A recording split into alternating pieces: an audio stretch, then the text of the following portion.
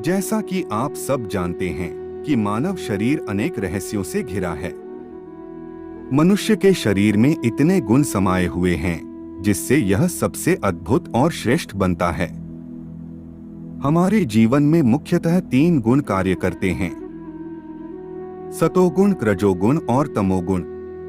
इस संसार में अरबों की संख्या में लोग रहते हैं और सभी अलग अलग गुण लेकर ही जन्म लेते हैं और अपना जीवन निर्वाह करते हैं। हमारे कुछ गुण ही हमें औरों से अलग बनाते हैं, जिसमें कुछ गुण सकारात्मक और कुछ गुण नकारात्मक होते हैं। यह संपूर्ण सृष्टि 3 गुणों से निर्मित है।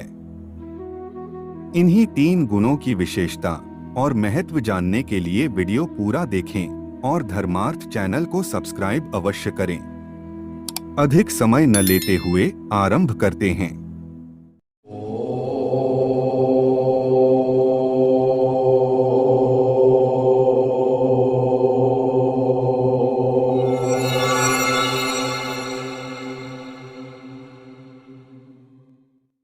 यह समस्त संसार 5 तत्वों से मिलकर बना है और इन 5 तत्वों के 3 गुण हैं: सतोगुण, रजोगुण और तमोगुण।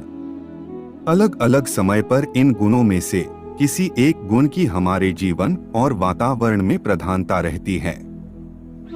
यही 3 गुण हमारी चेतना की 3 अवस्थाओं जैसे जागृत अवस्था, सुप्तावस्था और स्वप्नावस्था से भी संबंधित हैं। सर्वप्रथम हमें जानना होगा कि यह 3 गुण हमारे शरीर पर कैसे कार्य करते हैं। जब सतोगुण की हमारे शरीर और वातावरण में प्रधानता होती है तो हम प्रफुल्लित, हल्के फुल्के, अधिक सजग व बोधपूर्ण होते हैं। रजोगुण की प्रधानता में उत्तेजना, विचार, इच्छाएं और वासनाएं बहुत बढ़ जाती हैं। बहुत कुछ करने की इच्छा होती है।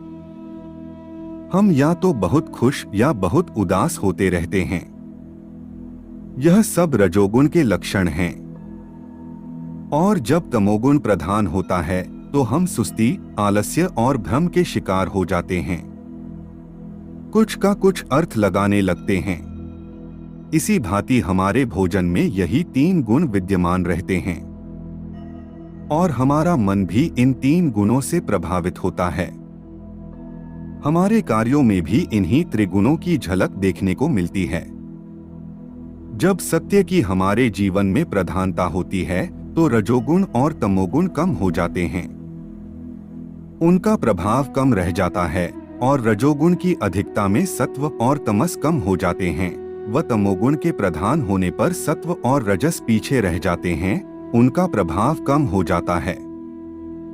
इन्हीं 3 गुणों के बल पर यह संसार और जीवन चलता है। पशु भी इसी प्रकृति से संचालित होते हैं, परंतु उनमें कोई असंतुलन नहीं होता। न तो वे आवश्यकता से अधिक खाते हैं, न ही अधिक काम करते हैं और न ही अधिक काम वासना में उतरते हैं। उनमें कुछ भी कम या अधिक करने की स्वतंत्रता ही नहीं होती। मनुष्य कुछ भी करने को स्वतंत्र है, अच्छा या बुरा, कम या अधिक, क्योंकि स्वतंत्रता के साथ ही उसको विवेक शक्ति भी प्राप्त है। स्वतंत्रता और विवेक दोनों ही उसके पास हैं। हम अधिक खाकर बीमार होने को भी स्वतंत्र हैं और ऐसे ही अधिक सोने पर सुस्त और आलसी भी हो सकते हैं। हम किसी भी कार्य में आसक्त होकर या उसमें अति करके समस्याओं और बीमारियों को निमंत्रित कर सकते हैं। अब आपके भी मन में आ रहा होगा कि इन 3 गुणों में संतुलन कैसे रखा जाए। तो सुनिए, यह हम साधना, ध्यान और मौन के द्वारा कर सकते हैं। इन सब से हम अपने में सत्वगुण बढ़ा सकते हैं। सामान्यतः व्यक्ति नींद में स्वप्न तो देखता ही है, जागृत अवस्था में भी दिन में सपने देखता रहता है। अधिकतर तो हमारा मन भूतकाल व भविष्य के सोच विचार में उलझा रहता है। जीवन में प्रखर चेतना और सजगता का अनुभव प्रायः व्यक्ति कभी कभार ही कर पाता है। ऐसे सात्विक क्षण बहुत दुर्लभ होते हैं। अतः हम जीवन में प्रसन्नता और प्रफुल्लता को भी कम ही अनुभव कर पाते हैं। मनुष्य में सभी प्रकार के जीव जंतुओं का सम्मिश्रण है। इसलिए मनुष्य कभी शेर की तरह गरजता है और कभी गुर्राता है। यदि हम मिलकर भजन कीर्तन में डूबते हैं तो हम पक्षियों की भांति हल्के फुल्के हो जाते हैं और हमारी चेतना ऊपर की ओर बढ़ने लगती है। और इस तरह हमारे जीवन में सत्वगुण का और अधिक समावेश होता है। अब इन 3 गुणों की चर्चा भोजन के संदर्भ में की जाए तो ठीक मात्रा में आवश्यकता अनुसार भोजन करना, भोजन जो सुपाच्य हो, ताजा हो और कम मिर्च मसाले वाला हो, ऐसा भोजन सात्विक भोजन है और सात्विक प्रवृत्ति वाले लोग ऐसा भोजन पसंद करते हैं। राजसिक प्रवृत्ति के लोग अधिक तीखा, मिर्च मसाले वाला, तेज नमकीन या अधिक मीठा भोजन पसंद करते हैं। बासी, पुराना पका हुआ और स्वास्थ्य के लिए हानिकारक भोजन तामसिक प्रवृत्ति के लोग पसंद करते हैं। आयुर्वेद के अनुसार 6 से 7 घंटे पहले का पका हुआ भोजन तामसिक होता है। इस प्रकार भोजन के भी 3 प्रकार के गुण होते हैं। इसी तरह राशियों के भी अपने अपने गुण होते हैं, जैसे सतोगुण राशियां मिथुन, कर्क, धनु और मीन हैं। रजोगुण राशियां मेष, वृष, सिंह और तुला हैं। उसी प्रकार तमोगुण राशियां कन्या, वृश्चिक, मकर और कुंभ हैं। हालांकि राशियों के गुण के अनुसार व्यक्ति का गुण पहचाना नहीं जा सकता।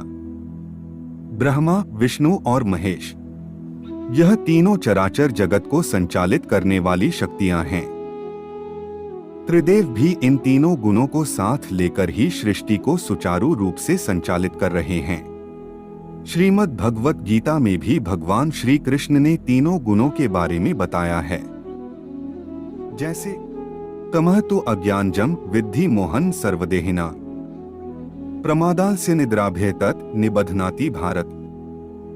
अर्थात भगवान श्री कृष्ण अर्जुन से कहते हैं कि हे अर्जुन, सब जीवों को मोहने वाले तमोगुण को अज्ञान से उत्पन्न जानो। ये गुण देह अभिमानी जीवन को प्रमाद, आलस्य और निद्रा के द्वारा बांधता है। तमोगुण सतोगुण के बिल्कुल विपरीत कार्य करता है, अर्थात तमोगुण से मोहित जीव बंध जाता है और जो बंधता है उसे इस परिस्थिति में कभी तत्वज्ञान प्राप्त नहीं हो सकता। उत्थान के स्थान पर उसका पतन ही होता है। मानो तमोगुण असत्य से बांधता है। तमोगुणी व्यक्ति सदैव निराशा महसूस करता है और भौतिक द्रव्यों के प्रति समर्पित हो जाता है। इसलिए ये बंधन मुक्त नहीं है। रजः रागात्मकं विद्धि तृष्णासंसमुद्भवम् तत् निबध्नाति कौन्तेय कर्मसंगेन देहिनम्। अर्थात हे अर्जुन, कामजनित रजोगुण को तृष्णा और आसक्ति से उत्पन्न जानो। रजोगुण जीव को सकाम कर्म की आसक्ति में बांधता है। रजोगुण का स्वरूप स्त्री और पुरुष में एक दूसरे के प्रति होने वाले आकर्षण है। स्त्री पुरुष में राग रखती है और पुरुष स्त्री में राग रखता है। अतः रजोगुण मोहरूप है और जीवन को इच्छा और कर्म में बांधता है। रजोगुण की वृद्धि होने पर तृष्णा जागृत होती है, जिससे रजोगुण इंद्रिय तृप्ति के लिए उन्मत्त हो उठता है और फिर इंद्रिय तृप्ति के लिए रजोगुणी मनुष्य, समाज अथवा राष्ट्र में सम्मान तथा सुख, परिवार और गृह आदि विषयों की इच्छा करता है। ये सब रजोगुण के कार्य हैं। इसी कर्मफल की आसक्ति में रजोगुणी मनुष्य बंध जाता है। अतः आधुनिक सभ्यता में संपूर्ण विश्व ही रजोगुण के वशीभूत हो रहा है। सतोगुण की बात करें तो प्रकृति जगत में जब सतोगुण का विकास होता है तो सतोगुणी अन्य जीवों से अधिक बुद्धिमान हो जाता है, क्योंकि सतोगुणी प्रकाश वाला है। सतोगुणी मनुष्य लौकिक दुखों से अधिक प्रभावित नहीं होता। मानो सतोगुण का अर्थ अधिक सुख तथा अधिक ज्ञान है। ये परिणाम दूसरे गुणों से भिन्न है, परंतु 3 गुणों का परिणाम एक ही निकाला जाता है। सतोगुण भी बंधन मुक्त नहीं है, क्योंकि सतोगुण में जीव को ये अभिमान हो जाता है कि वो ज्ञानी, दानी और श्रेष्ठ है। अतः इस उपाधि से मनुष्य ऐसा बंधता है। अब ये बात स्पष्ट है कि तीनों गुण वालों को बंधन से मुक्ति नहीं मिलती। इसलिए मुक्ति की प्राप्ति के लिए मनुष्य को इन तीनों गुणों से ऊपर उठ जाना या पार चले जाना अनिवार्य है, क्योंकि आत्मा परमात्मा इन तीनों गुणों से ऊपर है। जो आदमी इन तीनों गुणों से ऊपर उठ जाता है यानी गुणातीत हो जाता है, वो ना तो तामसी होता है, ना राजसी होता है और ना ही सात्विक होता है।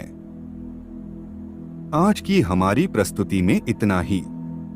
अगर आपको यह वीडियो अच्छी लगी हो तो लाइक करें, कमेंट करें और चैनल को सब्सक्राइब अवश्य करें। मिलते हैं एक और ज्ञानवर्धक वीडियो के साथ। तब तक के लिए जय जय श्री राम।